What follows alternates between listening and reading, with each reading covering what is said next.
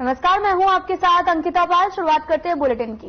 Police स्मृति दिवस के मौके पर राजधानी देहरादून में कार्यक्रम का आयोजन किया गया, जिसमें मुख्यमंत्री पुष्कर सिंह धामी, डीजीपी अशोक कुमार के साथ में शहीद पुलिस जवानों के परिजनों ने भी हिस्सा लिया। और आपको बता दें कि इस दौरान कई जनप्रतिनिधि और पुलिस के सीनियर अधिकारी भी मौजूद रहे। सीएम पुष्कर सिंह धामी ने उत्तराखंड के शहीद जवानों को श्रद्धांजलि अर्पित की और साथ ही बड़ी बड़ी घोषणाएं करते हुए कहा कि पुलिस जवानों के आवास के लिए सरकार 100 करोड़ रुपए जो है वो धनराशि देगी और पुलिस कल्याण कोष में 2 करोड़ रुपए की धनराशि दी जाएगी और हर साल सभी पुलिस जवानों का स्वास्थ्य परीक्षण कराया जाएगा। और साथ ही कहा कि आने वाले दिनों में पुलिस में 1800 पदों पर भर्ती भी की जाएगी।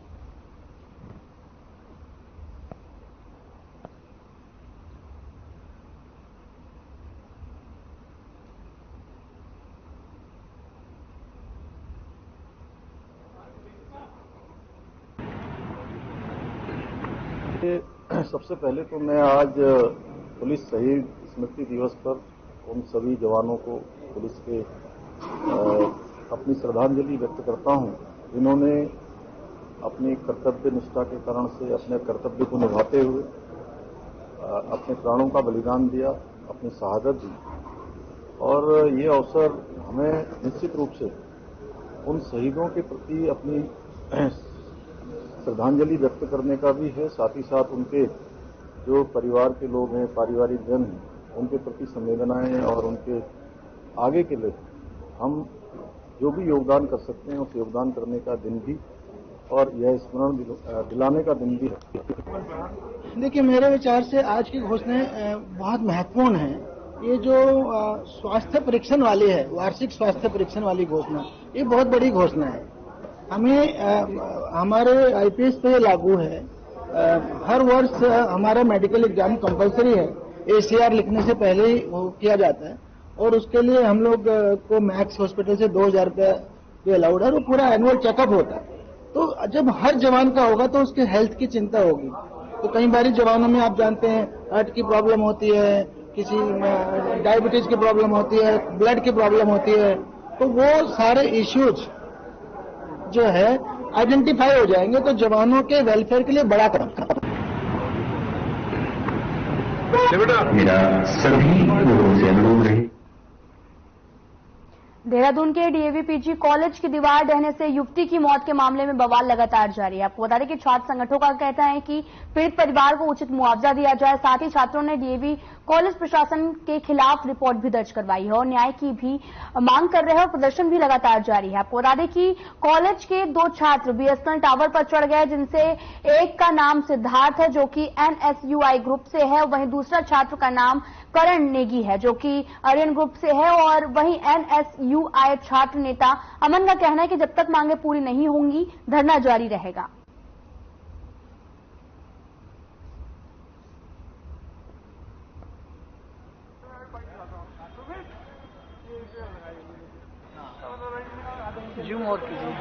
इस घटना को लेकर जैसे पहाड़ की बिटिया की जो दीवार से मौत हुई है, उसके ऊपर जैसे दीवार गिरी है, तो उसमें ये कॉलेज प्रशासन पूरा चुप है और जो कुछ उसमें वो एक्शन नहीं कर रहा है। तो पूरे छात्रों की यही मांगे, उसके परिवार को न्याय मिले, उसे बेटी को न्याय मिले। यहाँ टावर पर चढ़े 5 से 6 घंटे हो गए हैं और अभी तक कॉलेज प्रशासन या प्रबंधन की ओर से हमारी मांगों को लेकर कोई डिसीजन नहीं आया है। मैं साफ सीधा एक बात बताना चाहता हूँ कि अगर अगले आधे 1 घंटे में हमारे लिए, हमारी मांगों के लिए अगर कोई आश्वासन नहीं आता है लिखित रूप से, तो हम यहाँ से छलांग लगा देंगे और इसकी पूर्णतः जिम्मेदारी कॉलेज प्रशासन व प्रबंधन की होगी।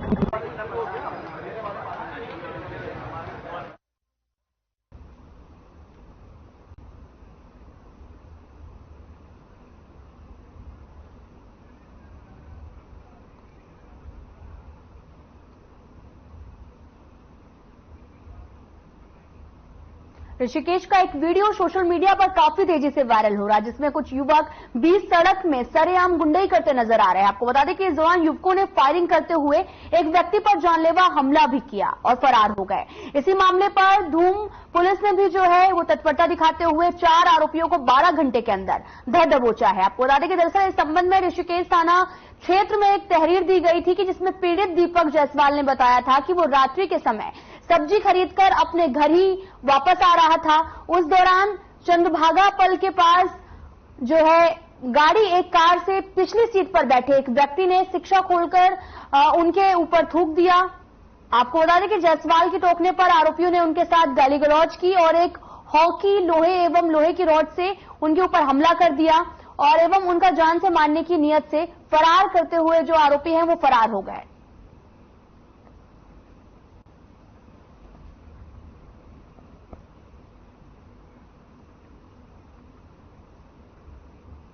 केस में कल चंद्रभागा पुल के पास एक रात्रि में सनसनीखेज घटनाक्रम हुआ था, जिसमें कार सवार 4 लोग जो किसी छोटी बात पर लोकल जो वहां के निवासी थे उनके साथ दीपक उनके साथ कुछ कहासुनी हो गई थी। कहासुनी के बाद उनके द्वारा आवेश में आकर पहले फायर किया गया। फायर करने के बाद हॉकी स्टिक और डंडों से लोगों को वहां पर हमला किया गया, जिस पर 307 धारा में आईपीसी में मुकदमा दर्ज कर लिया गया था। क्योंकि घटना सनसनीखेज थी, इसमें तत्काल जो है थाना ऋषिकेश चौकी और साथ ही साथ एसओजी ऋषिकेश की टीम को लगाया गया था। जो एपी नंबर की गाड़ी का पता चला था, उसके आधार पर पूरा नंबर ट्रैक करने के बाद कुछ नंबर निकाले गए थे, जिसके आधार पर कल देवप्रयाग के पास रात्रि में जो है देर रात्रि इनको जो है वहां पर पकड़ा गया। देहरादून के थाना विकासनगर की डाकपत्थर चौकी क्षेत्र में शुक्रवार को पुलिस ने नदी से एक व्यक्ति का शव बरामद किया है, जिसके शरीर पर चोट और खरोच के भी निशान पाए गए थे। आपको बता दें कि पुलिस ने इस मामले में शव की शिनाख्त और हत्या की जांच शुरू कर दी है। जांच के लिए बनाई गई पुलिस टीम ने घटनास्थल के आसपास के क्षेत्र में लगे सीसीटीवी कैमरों को खंगालना भी शुरू कर दिया है। पुलिस की माने तो मृतक की पत्नी और उक्त व्यक्ति के बीच में प्रेम संबंध था और पत्नी ने अपने पति की हत्या कर दी।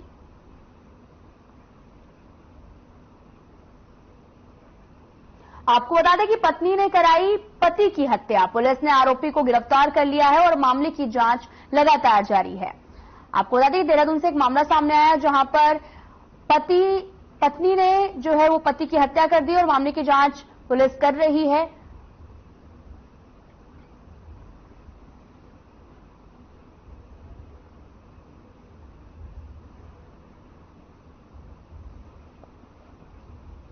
नगर थाना क्षेत्र में यमुना नदी में एक अज्ञात व्यक्ति का शव मिला था दिनांक 19 तारीख को, और इस सूचना पर पुलिस द्वारा पंचायतनामा भरा गया तो उसके गले पर कुछ निशान थे जो संदिग्धता प्रकट कर रहे थे, लेकिन उसकी उस समय शिनाख्त नहीं हो पाई। अगले दिन इसकी शिनाख्त जो है अरुण नाम से हुई, जो लोकल वहां का निवासी है, और उसके भाई की तहरीर पर हत्या का मुकदमा दर्ज किया गया। चूंकि मुकदमा अज्ञात में था, इसलिए हमने जो है पीछे बैकडेट की सीसीटीवी फुटेज और अन्य स्रोतों से जब जानकारी करी तो इसमें एक संदिग्ध नाम इसमें परम नाम का आया, जो अमरोहा का रहने वाला था। नगर थाना क्षेत्र में यमुना नदी में एक अज्ञात व्यक्ति का शव मिला था दिनांक 19 तारीख को, और इस सूचना पर पुलिस द्वारा पंचायतनामा भरा गया तो उसके गले पर कुछ निशान थे जो संदिग्धता प्रकट कर रहे थे, लेकिन उसकी उस समय शिनाख्त नहीं हो पाई। अगले दिन इसकी शिनाख्त जो है अरुण नाम से हुई, जो लोकल वहां का निवासी है, और उसके भाई की तहरीर पर हत्या का मुकदमा दर्ज किया गया। चूंकि मुकदमा अज्ञात में था, इसलिए हमने जो है पीछे बैकडेट की सीसीटीवी फुटेज और अन्य स्रोतों से जब जानकारी करी तो इसमें एक संदिग्ध नाम इसमें परम नाम का आया, जो अमरोहा का रहने वाला था। नकली दवा फैक्ट्री मामले में दून पुलिस ने दिल्ली में बड़ी कार्रवाई करते हुए 20 लाख रुपए की लगभग 1.5 लाख नकली टैबलेट्स और कैप्सूल बरामद किए हैं। साथ ही नकली दवाइयों को सप्लाई करने के दस्तावेज भी देहरादून पुलिस को मिल गए हैं। और देश के अलग अलग राज्यों में 44 ऐसे स्थान थे जहां पर नकली दवाई सप्लाई की जाती थी। उन पर कार्रवाई के लिए संबंधित अधिकारी को सूचित भी किया जा चुका है। आपको बता दें कि देहरादून एसएसपी अजय सिंह ने भी जानकारी देते हुए बताया कि थाना रायपुर पुलिस और एसओजी की संयुक्त टीम द्वारा जनपद देहरादून हरिद्वार में नकली दवाइयों की जो फैक्ट्री है उस पर लगातार छापेमारी कर रही है और नकली दवाइयां जो है वो बरामद भी कर ली गई हैं।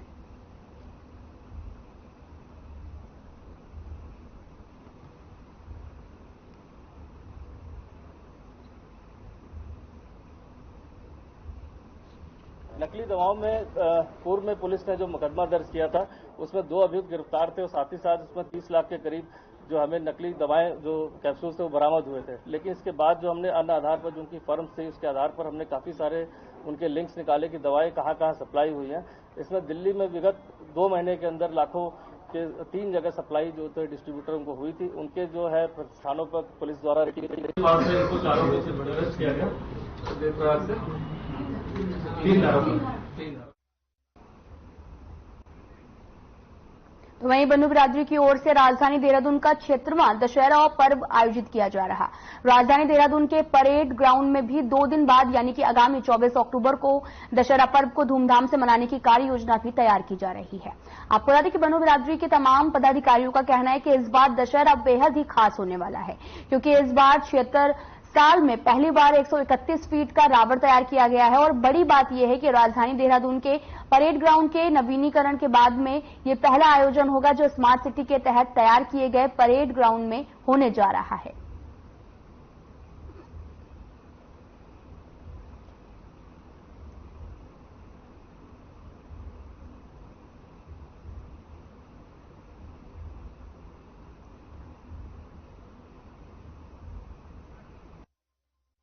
कि देहरादून का 76वां दशहरा पर्व है, धूमधाम से मनाया जाएगा ये पर्व। आपको बता दें कि 24 अक्टूबर को दशहरा है, जिसको लेकर 131 फीट का रावण तैयार किया गया है और इस रावण का दहन किया जाएगा। और देहरादून का 76वां दशहरा पर्व है, जिसे काफी धूमधाम से मनाया जा रहा है और काफी लोग भी देखने के लिए पहुंचेंगे। इसके लेके जो व्यवस्था है वो भी टाइट कर दी गई है और 131 फीट का रावण तैयार किया गया है।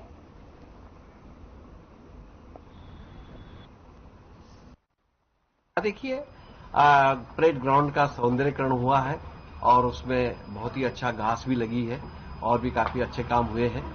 इसके लिए जिलाधिकारी ने कहा था कि इस घास जलेगी अगर दशहरा दहन आप करते हैं, क्योंकि कोरोना काल में भी क्योंकि प्रथा को तो बनाए रखना हमारा दायित्व बनता है।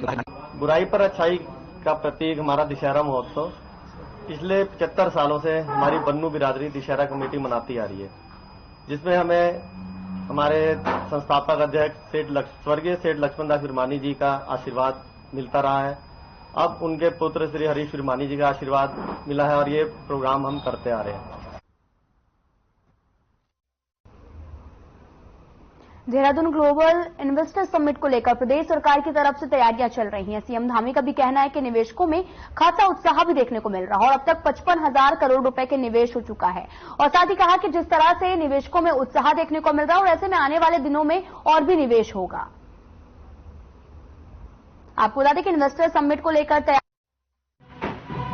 ग्लोबल इन्वेस्टर समिट को लेकर पूरे देश में हम लोग अनेक स्थानों पर अभी तक गए हैं, संवाद किया है, विदेशों में भी गए हैं, इंग्लैंड गए हैं और यूएई में पिछले दिनों वहां पर निवेशकों से और उद्योग समूह के लोगों से संवाद हुआ है। अभी तक सब मिलाकर 55,000 करोड़ के जो ठोस करार हैं हमको प्राप्त हो गए हैं और हमारी वेबसाइट के माध्यम से अन्य माध्यमों से बहुत सारे प्रस्ताव हमको प्राप्त हुए हैं। हम उन सभी का आकलन कर रहे हैं। श्री पवन कुमार एवं श्रीमती मीरा चौहान सिंह एवं श्रीमती बबीता तोमर। रामनगर पहुंचे राज्य के पूर्व सीएम हरीश रावत का कांग्रेस कार्यकर्ताओं ने जोरदार स्वागत किया। उन्होंने प्रेस वार्ता के दौरान कहा कि राज्य सरकार बागेश्वर उप चुनाव के बाद से नगरपालिका के चुनाव टालने में लगी हुई है। लगता है कि बीजेपी को हार का डर सता रहा। उन्होंने कहा कि राज्य सरकार नगरपालिका के चुनाव लोकसभा चुनाव के बाद कराना चाहती है। उन्होंने समय पर ही चुनाव कराने को कहा है। वहीं उन्होंने कहा कि राज्य सरकार गन्ने का मूल्य तय नहीं कर पा रही। उन्होंने साथ ही कहा कि गन्ने का मूल्य 400 रुपए प्रति क्विंटल की मांग है।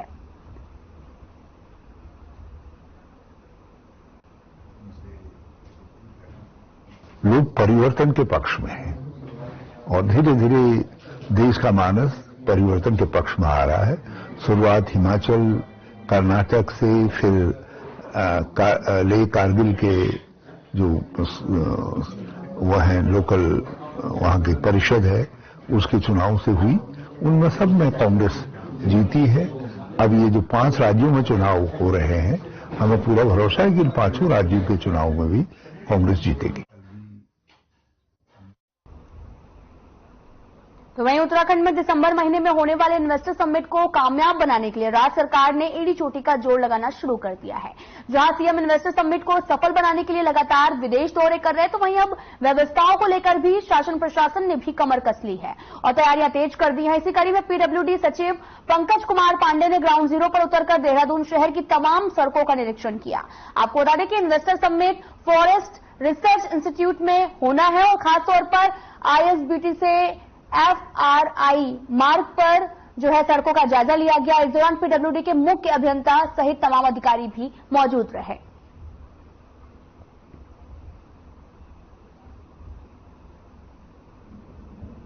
दिसंबर के फर्स्ट वीक में इन्वेस्टर समिट यहां पे प्रस्तावित है, जिसके लिए माननीय मुख्यमंत्री जी और सभी सरकार के वरिष्ठ अधिकारीगण लगातार इसमें प्रयास कर रहे हैं। उसी के दृष्टिगत मेरे द्वारा आज जो इम्पोर्टेंट सड़कें हैं जिससे इन्वेस्टर समिट का जो वेन्यू है FRI वहां तक लोग पहुंचेंगे और प्रस्थान आवागमन होगा, इसमें उन रोड्स का मैंने इंस्पेक्शन किया है। उसमें अधिकतर सड़कें ठीक हैं, कुछ सड़कें हैं जिसमें कुछ प्रॉब्लम्स मिली हैं, तो उसके लिए मेरे साथ प्रमुख अभियंता थे, यहाँ के मुख्य अभियंता जो देहरादून देख रहे हैं वो भी थे और तमाम और जो नीचे के अधिकारी हैं सारे लोग मौजूद थे।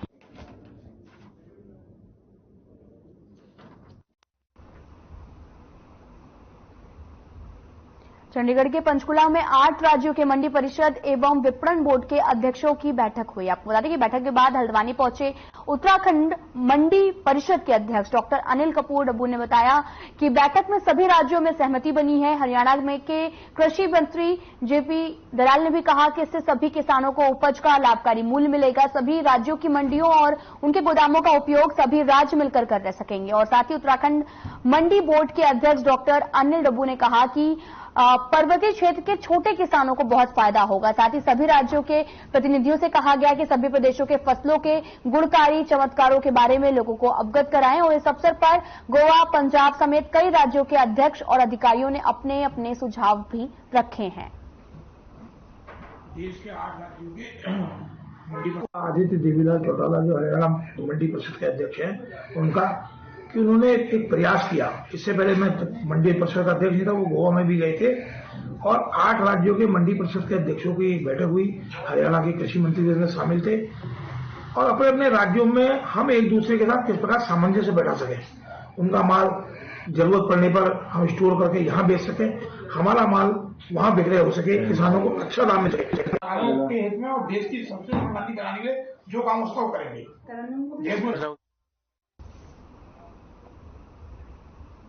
तो वहीं टनकपुर में नवयुवक रामलीला कमेटी की तरफ से कमेटी अध्यक्ष संजय पांडे के नेतृत्व में 1 दिवसीय स्वास्थ्य शिविर का आयोजन किया गया, जिसमें कुल 30 मरीजों की कैंसर बीमारी से संबंधित जांच की गई। आपको बता दें कि मेरठ से आए कैंसर विशेषज्ञ डॉक्टर पीयूष गुप्ता ने शिविर में आए लोगों की निःशुल्क जांच की और साथ ही कैंसर संबंधित लक्षणों के बारे में लोगों को जानकारी दी। साथ ही कैंसर की बीमारी से बचने के लिए लोगों को जागरूक भी किया गया। वहीं नवयुवक रामलीला कमेटी के मेला संचालक विशाल अग्रवाल ने बताया कि टनकपुर में कैंसर का कोई डॉक्टर नहीं होने के कारण यहां के लोगों को काफी दिक्कतों का सामना करना पड़ता है।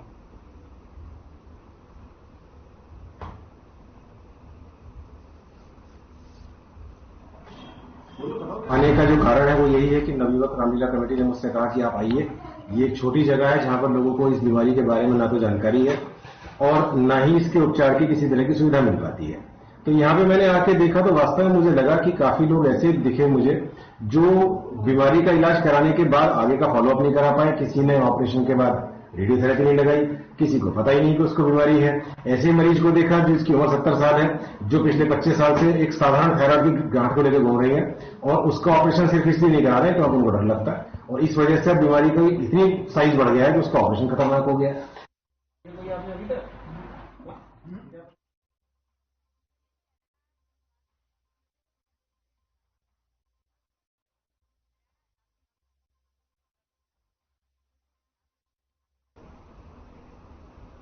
टनकपुर पुलागिरी धाम में दर्शन करने आए श्रद्धालुओं का 4 साल का मासूम बच्चा गुम हो गया, जिसके बाद परिजनों का रो रो कर बुरा हाल है। काफी खोजबीन के बाद में जब गुमशुदा बच्चा नहीं मिला तो परिजनों ने इसकी सूचना टूलीगाड़ थाने में दी। आपको बता दें कि रिपोर्ट भी दर्ज करवाई गई और साथ ही उत्तर प्रदेश के बरेली के रहने वाले परिवार टनकपुर पुलागिरी धाम में दर्शन करने के लिए आए थे। फिलहाल परिजनों की शिकायत के आधार पर पुलिस ने मासूम की खोज करने में जुट गई है।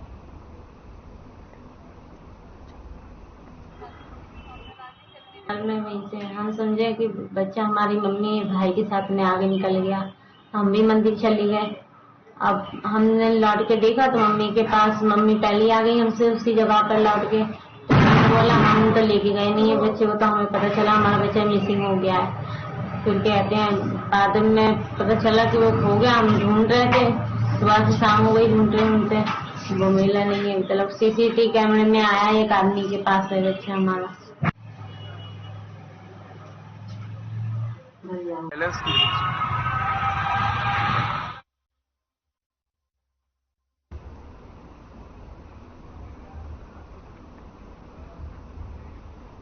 तो वहीं नवयुवक रामलीला कमेटी द्वारा दशहरा महोत्सव के चलते टनकपुर के रामलीला मैदान में रामलीला मंचन कार्यक्रम किया जा रहा है। आपको बता दें कि जिसके तहत शुक्रवार को मथुरा वृंदावन से आए कलाकारों ने मंथरा, कैकेयी और राजा दशरथ संवाद का प्रदर्शन किया और साथ ही भगवान राम के 14 साल के वनवास को भी दिखाया गया। इस कार्यक्रम में मौके पर कमेटी अध्यक्ष संजय पांडे, सचिव मयंक पंत, संरक्षक संजय अग्रवाल समेत तमाम लोग भी मौजूद रहे।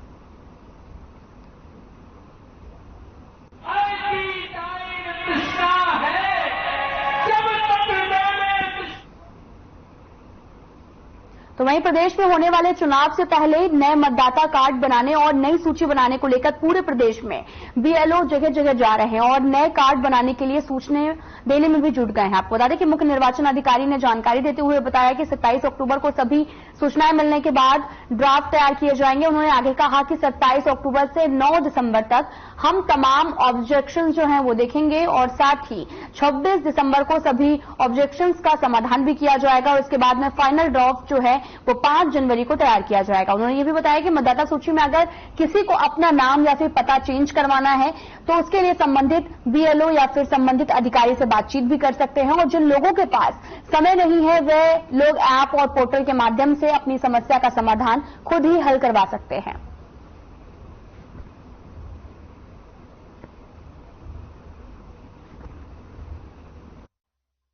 हम लोग रिवीजन एक्टिविटीज करेंगे। इनमें से ड्राफ्ट पब्लिकेशन हम करेंगे 27 अक्टूबर को। उसके बाद क्लेम्स एंड ऑब्जेक्शन हम इन्वाइट करेंगे। सो 27 अक्टूबर से लेकर 9 दिसंबर तक हम ऑब्जेक्शन एंड क्लेम्स लेंगे। उसके बाद हम लोग इसका क्लेम्स एंड ऑब्जेक्शन का डिस्पोजल करेंगे 26 दिसंबर तक करेंगे। इसके बीच में हम नवंबर में स्पेशल डेट भी हमने 4 डेट रखें, उसके स्पेशल अभियान के रूप में चलाएंगे, नवंबर में रखें हम लोग। फिलहाल इस बुलेटिन में इतना ही। तमाम खबरों के लिए बने रहिए आप। नमस्कार।